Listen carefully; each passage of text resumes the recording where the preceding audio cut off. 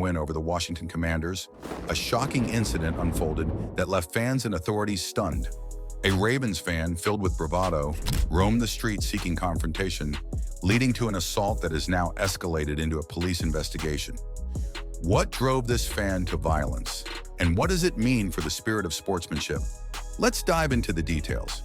The Ravens' victory was meant to be a celebration, a time for fans to rejoice in their team's performance. But as the sun set, the streets of Baltimore became a battleground. 24-year-old John Callis, proudly donning a Lamar Jackson jersey, took to the streets yelling, "I don't lose!" I don't lose! Yeah! As he searched for Commanders fans to confront. It wasn't long before things turned violent. Videos circulating on social media captured the alarming scene. Callis approached two unsuspecting fans wearing Commanders jerseys. In a shocking display, he assaulted them, knocking one unconscious and slamming the other against a wall. Both victims, only 23 years old, were left reeling from the attack. As the news broke, the Baltimore Police Department acted quickly, issuing an arrest warrant for Callis on charges of first-degree aggravated assault and 3 counts of second-degree assault. Baltimore police now searching for this man in connection to an assault near Cross Street Market. Police issued a warrant for John Callis's arrest. In Maryland, first-degree assault is classified as a felony, potentially leading to a lengthy prison sentence of up to 25 years. Meanwhile, second-degree assault is a misdemeanor, carrying a maximum penalty of 10 years in prison and/or a fine of $2,500. This incident has raised concerns about fan behavior and safety at sporting events. In a sport fueled by rivalry and passion, how far is too far? Fans should be able to celebrate their team's victories without fear of violence. The reaction to this incident has been swift, with many condemning Callis's actions and calling for stricter measures to ensure safety at games. Following his identification, Callis's employer, Maury Donnelly and Parr, Inc., wasted no time in taking action. They announced his termination, stating, "MDP has a zero-tolerance policy for violence and aggressive behavior. This individual is no longer employed with our firm." But this isn't Callis's first brush with the law. Reports reveal that he faced an assault charge in 2021 while in St. Augustine, Florida, after an altercation with a police officer. He pleaded not guilty and was placed on probation in 2022. This troubling pattern raises questions about accountability and the need for education around appropriate behavior in sports. As fans, we must consider what drives this kind of aggression. Is it the rivalry, the pressure of the game, or something deeper? How do we foster a culture of respect and sportsmanship when faced with such incidents? The Baltimore Police Department is urging anyone with information about the incident to come forward, emphasizing the importance of community involvement in addressing these issues. As this story unfolds, it highlights a crucial conversation about fan behavior, safety, and the impact of rivalry in sports. Will we see changes implemented to ensure a safer environment for all fans? Or will incidents like this continue to tarnish the spirit of competition? Only time will tell. As the dust settles on this unsettling incident, we're left wondering, what does this mean for the future of fan interactions in sports? Will authorities take decisive action, or will we continue to see passionate fans crossing the line? Stay tuned as we follow this story, because the implications are far-reaching and could change how we view sportsmanship forever. Topic 2, in the NFL, confidence is key, but when it crosses the line into disrespect, things can get messy. Pittsburgh Steelers wide receiver George Pickens just made headlines for all the wrong reasons. After an underwhelming performance this season, he took an unprovoked jab at Detroit Lions star Amon-Ra St. Brown, calling him a scheme player. What does this mean for Pickens, and how might it impact his future in Pittsburgh? Let's break it down. The Pittsburgh Steelers are no strangers to drama, especially with head coach Mike Tomlin steering the ship for over 18 years. This season, however, things have been particularly rocky. With a quarterback controversy brewing, veteran Russell Wilson returning from injury to challenge Justin Fields for the starting job, the last thing Tomlin needs is a distraction from his young wideout, George Pickens. In a recent appearance on the facility, Pickens didn't hold back. Me averaging, 18.1 last season. I'm most definitely in, year 3? I'm definitely feel like I'm top 5, top 3 just off of I just got here. he boldly claimed he is a top 5 receiver in the league, a statement that raised eyebrows, especially given his current statistics.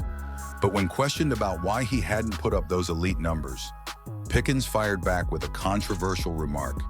He criticized the league's offensive schemes, specifically calling out St. Brown, saying, "That's how you get Amon-Ra St. Browns. You know, slot merchants that schematically get fed the ball." By labeling St. Brown a slot merchant, Pickens implied that St. Brown's success is largely a product of the system rather than pure talent. This kind of comment not only undermines St. Brown's abilities, but also subtly hints at criticism towards his own offensive coordinator, Arthur Smith, for not maximizing Pickens' potential. Interestingly, despite Pickens' bravado, the stats tell a different story. Currently, Pickens has more receiving yards this season, 363 yards on 26 catches, compared to St. Brown's 289 yards on 31 receptions. However, St. Brown has 3 touchdowns to Pickens' 0. In the grand scheme of things, these numbers may not mean much if Pickens continues to alienate teammates and coaches with such remarks. It's worth noting that Pickens is undoubtedly a talented player. Last season, he caught 63 passes for 1,240 yards and 5 touchdowns. His raw skills and potential are apparent. However, it's crucial to recognize that talent alone doesn't guarantee success in the NFL. The ability to work within a team framework, to elevate others, and to conduct oneself professionally off the field are equally important. Tomlin is known for his show-don't-tell coaching philosophy, and he might be approaching Pickens with caution. In the Week 5 loss to the Dallas Cowboys, Pickens saw his reps dramatically cut. Tomlin's decision to limit his playing time suggests that he's not just looking for talent, but also for a player who understands the importance of teamwork and accountability. Pickens has already faced scrutiny for his behavior this season, including being fined for an inappropriate message written on his eye black. With comments like those aimed at St. Brown, the Steelers organization may need to consider how his actions affect the team's morale and chemistry. As Pittsburgh gears up to face the New York Jets in Week 7, all eyes will be on how Pickens performs. Will he channel this confidence into productive play, or will his antics continue to overshadow his talent? In a league that thrives on rivalries and fierce competition, players must strike a balance between confidence and respect. If Pickens is truly a top 5 receiver, he needs to let his performance speak for itself rather than resorting to disparaging remarks about his peers. The Steelers are currently sitting at 4-2, and with Wilson's return, the team faces a critical juncture. How Pickens handles his role moving forward could have implications not just for his career, but for the entire franchise. As this season unfolds, will George Pickens rise to the occasion and prove his critics wrong, or will he let his ego derail his promising career? The NFL is a league where actions speak louder than words, and Pickens has a chance to change the narrative. What do you think? Can he transform his swagger into success on the field, or will his words continue to haunt him? Stay tuned, because this saga is far from over. Imagine a duo so powerful they dominated the NFL for years, racking up touchdowns, breaking records, and creating one of the most unstoppable forces in football. Now, they're back together. The New York Jets have acquired Davante Adams in a trade with the Raiders. Reunites Aaron Rodgers and Adams, who played together in Green Bay for quite some time. Davante Adams and Aaron Rodgers. After a turbulent start to the Jets' season, this blockbuster trade brings these two back on the same team. Could this be the move that finally turns things around for New York? Or is it too little, too late? Keep watching to find out how this reunion could either save or sink the Jets' season. When the news broke that Davante Adams was being traded to the New York Jets, it sent shockwaves through the NFL. Fans everywhere started buzzing about one thing: his reunion with Aaron Rodgers. Together, these two built a legacy in Green Bay that had defenders scrambling and offenses in awe. With 123 receptions, 1,753 yards, and 11 touchdowns in their last season together. He's the best receiver in the league, and that's how he practices and that's how he plays. Like, you better put 11 on me to stop me. They were nearly unstoppable. But the question on everyone's mind is, can they rekindle that magic in New York? Rodgers, now with the Jets, hasn't had the smooth season many expected. A rough 2-4 start, combined with coaching changes and an inconsistent offense, has left fans frustrated. But adding Adams into the mix, that might just be the spark that lights a fire under this team. Let's take a step back and look at what made Rodgers and Adams such an elite combination. It wasn't just their individual talents, although those are undeniable, but their on-field chemistry that made them lethal. When Rodgers threw the ball, he didn't even have to look where Adams was.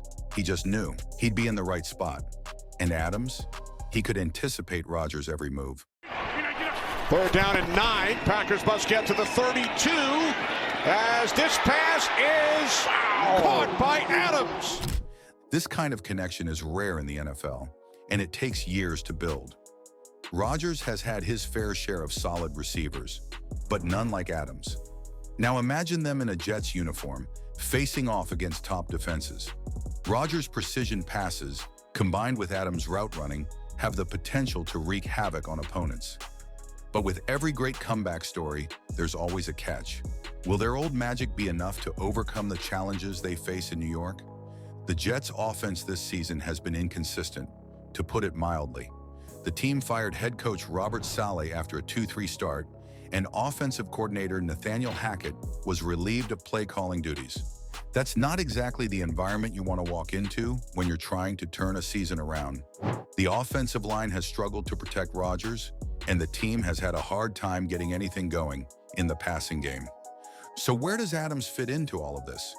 Adding him to the offense gives the Jets a true number one receiver, someone Rodgers can trust to make the big plays when it matters most. But with the offensive line still being a major concern, it won't be easy. Rodgers has been getting hit far too often this season, and adding Adams doesn't magically fix that. However, Adams' ability to create separation and make catches under pressure could help relieve some of that stress. The offensive line will need to step up if the Jets want to maximize Adams' impact. If they can give Rodgers even a little more time in the pocket, this duo could become one of the most dangerous in the league again. But if the protection remains shaky, even a player as talented as Adams might not be enough to turn things around. With Adams in the lineup, the Jets can now open up their playbook in ways they couldn't before. Garrett Wilson, the Jets' rising star wide receiver. Garrett Wilson, wow! What a catch! No longer has to shoulder the burden of being the team's top target. Defenses will have to account for both Wilson and Adams, which opens up opportunities for other players like Allen Lazard and Breece Hall. The presence of Adams gives the Jets flexibility. They can stretch the field with deep routes or rely on Adams' ability to make plays after the catch. This balance could allow Rodgers to return to what he does best, dissecting defenses with precision throws. But it's not just about offense. The ripple effect of having Adams on the field could also impact the Jets' defense. If the offense can control the clock and keep drives alive, it gives the defense more time to rest and recover between series. This can be especially important in close games where every minute counts. While the addition of Adams is a huge win for the Jets, it doesn't mean they're out of the woods yet. Let's not forget, the team is still 2-4, and the offensive line remains a significant weakness. Even the best receivers in the world can't perform if their quarterback is constantly under pressure. The schedule ahead isn't doing the Jets any favors either. They've got games against some of the toughest defenses in the league, including the Steelers and the Dolphins. These teams will be looking to exploit the Jets' weak offensive line and force Rodgers into uncomfortable situations. Another potential hurdle? The limited time Rodgers and Adams have to re-establish their connection. While their chemistry is undeniable, they haven't played together in nearly 2 seasons. Building that timing and trust on the field takes time, and the Jets don't have much of it. Every game from here on out is crucial, and there's little room for error. If they can't find their rhythm quickly, the Jets could find themselves out of playoff contention before they even get a chance to see Adams and Rodgers at their full potential. It's not just about getting Rodgers and Adams back on the same page. The entire Jets organization is feeling the heat. This is a team that was built to win now. With a 40-year-old quarterback and a roster full of talent, the expectations are sky high. But as we've seen, talent alone doesn't guarantee success. The Jets will need to pull together as a team, with every player stepping up to do their part. Adams can only do so much. If the offensive line continues to struggle, or if the defense starts to falter, Even the best quarterback-receiver duo in the league won't be enough. The pressure is on. Everyone is watching to see if Rodgers and Adams can bring the magic back and save the Jets' season. If they succeed, it could go down as one of the greatest mid-season turnarounds in NFL history. But if they fail, it could mark the end of Rodgers' career and another long offseason for the Jets. One key player in all of this is offensive coordinator Nathaniel Hackett. Hackett worked with Rodgers and Adams in Green Bay, where they saw incredible success. But things haven't gone as smoothly in New York. Hackett's play calling has come under fire, and there have been concerns about whether he can effectively lead this offense. Now, with Adams back in the fold, Hackett has a chance to prove himself. He knows how to get the best out of Rodgers and Adams, and this could be his opportunity to silence the critics. But it won't be easy. Hackett will need to design plays that give Rodgers enough time to find his targets, and he'll have to be creative in how he uses Adams and Wilson together. This is a make-or-break moment for Hackett. If he can turn things around and lead the Jets to success, it could secure his future in New York. But if the offense continues to struggle, he could be the next one out the door. The clock is ticking. The Jets are running out of time to save their season, and all eyes are on Rodgers and Adams. Will their reunion be enough to turn things around? Or are the Jets destined for another year of disappointment? One thing's for sure, this next game could be the turning point. Make sure you don't miss it. It's a reset for everybody. When you make a change on the offense, it's a mirror that's held up for all of us who played, and we all feel terrible about the opportunity that we had, that we squandered, that led to Robert getting fired and Hack getting demoted. I play better. This doesn't happen. We play better on offense. This doesn't happen. So I think it puts a spotlight on us, and now it's on us. The pressure is building in New York, and Shannon Sharp isn't holding back. And you won't call Aaron Rodgers out. He's playing awful. You know it. Everybody in New York knows it, and everybody around the NFL knows it. He's playing terrible. Call it like you see it. Aaron Rodgers is playing terrible. And is the future Hall of Famer losing his grip? Or can he turn this season around? Shannon Sharp says it's time to face the truth, and we're about to break down why Rodgers is underperforming and what this means for the Jets moving forward. The New York Jets came into this season with sky-high expectations after acquiring Aaron Rodgers, but things have quickly spiraled out of control. The Jets are now 2-3 after their crushing loss to the Minnesota Vikings, and all eyes are on Rodgers with 2 touchdowns. But those numbers were overshadowed by his 3 critical interceptions and a completion rate of just 53%. This was far from the Aaron Rodgers we're used to seeing, and it's starting to raise serious questions about whether he can still deliver at the elite level. Shannon Sharp didn't mince words. Aaron Rodgers is playing terrible. Shannon Sharp, known for his blunt, no-nonsense takes, went straight for the jugular in his analysis of Rodgers' recent performances. I was told they were bringing a guy in to fix the offense. Now they're losing, and everyone wants to blame the offense instead of Aaron. No. You call it like you see it, and Aaron Rodgers is playing terrible. For Sharp, this isn't just about one bad game. He pointed out that 57% last week and a dismal 53% this week. Sharp reminded us that this is the same Aaron Rodgers who was supposed to be the savior for the Jets, but instead he's been a major liability. Dan Orlovsky, another football analyst and former quarterback, tried to offer a more balanced perspective. There is a way that you have to play Minnesota. First of all, I never blamed the quarterbacks in New York. I always blamed the situation. I'm the guy who tries to put context on performances. I'm not telling anybody that Aaron has played well the past 2 weeks.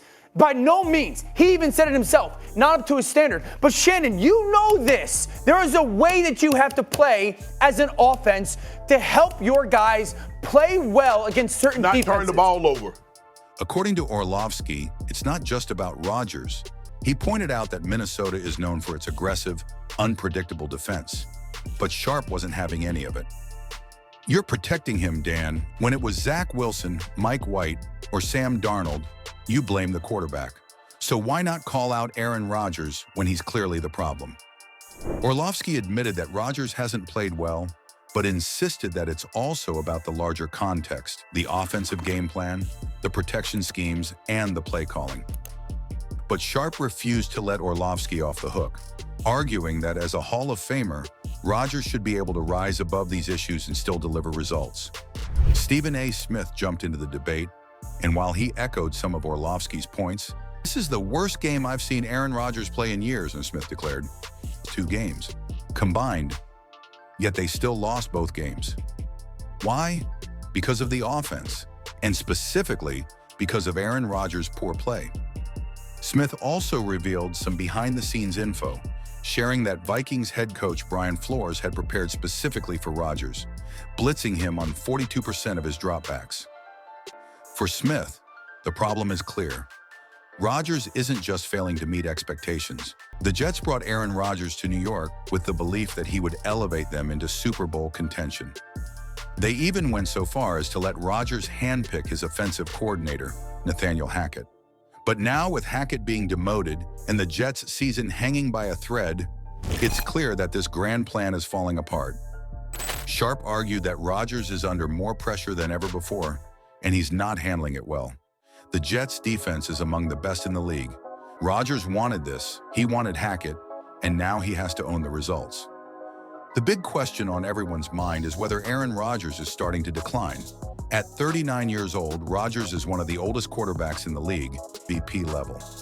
The Vikings game was a clear sign that Rodgers isn't invincible, showing signs of frustration on the field. He doesn't look like the Aaron Rodgers we've seen in the past. He looks frustrated, he looks unsure, and that's affecting the entire team. Is it possible that Rodgers has reached the point in his career where he's no longer capable of carrying a team on his own? Or is this just a temporary slump that he'll bounce back from? Sharp isn't convinced that Rodgers can turn things around, and he's urging everyone to stop making excuses for him.